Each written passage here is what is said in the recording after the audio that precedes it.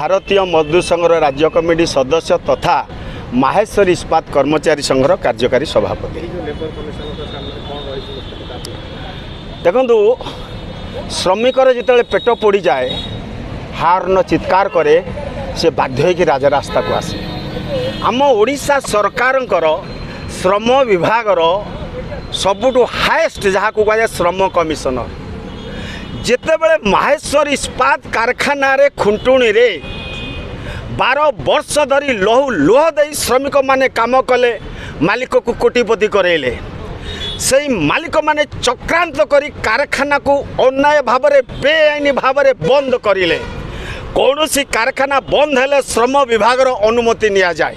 दुर्भाग्यर विषय 12 वर्ष है बिना अनुमति रे कारखाना बंद करिछंती। आरटीआई एक्ट रे मागिबा पर श्रम विभाग आमको लिखित जनइले से कंपनी बंद करिछि बेली कि आमको कौन सी जन ना। एटा सब दुख लज्जार विषय। 12 वर्ष लोक काम कला पर जिते पैसा पाउनी सी जाकि डिस्ट्रिक्ट लेबर ऑफिसर अभियोग कर सार मु 3 मास है दरमा पाइनी। लेबर ऑफिसर बारंबार मालिक को तागिद करुछन मालिक हाँ दबा दबा देलेनी। आठगड़ सबकोर्ट रे आईन अनुसार डिस्ट्रिक्ट लेबर ऑफिसर केस करिले डिग्री है 12 लाख ऊर्ध्व टंका दि जाऊ। दुर्भाग्यर विषय केते डीएल बदली हो गले केते ऑफिसर बदली हो गले श्रमिकों को पैसा मिलला नहीं। शेष कारखानार मालिक चक्रांत करी कारखाना को जो बंद करा कोटी कोटी टंका सुझी पाइलानी बैंक वाला ताकू माड़ी बसिले।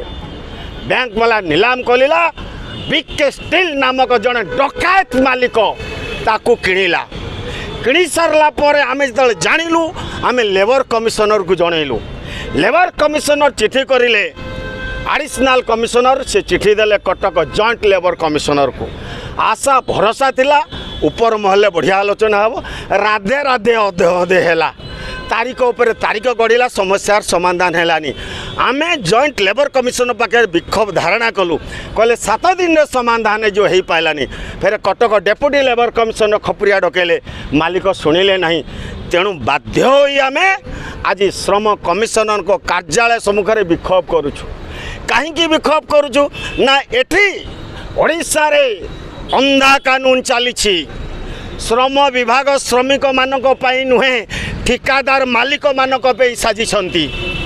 जदि गोटे मालिक पैसा देला नहीं जदि गोटे मालिक श्रमिक मानक नियुक्ति देउना तम पाखे पावर अच्छी तमे मालिक को आईन अनुसार दबा को कहि पारिबो। आगामी दिन दाबी पूर्ण नले जदि दाबी पूर्ण नुहे भयावह आंदोलन हबो।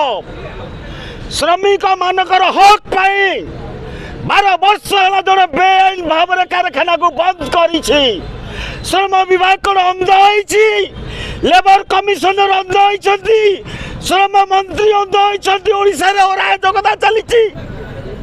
तेणु अन्याय भाव में बंद करिछ तांकू बकेया वेतन सह श्रम आईन मुताबक चाकरी रे नियुक्ति दियो।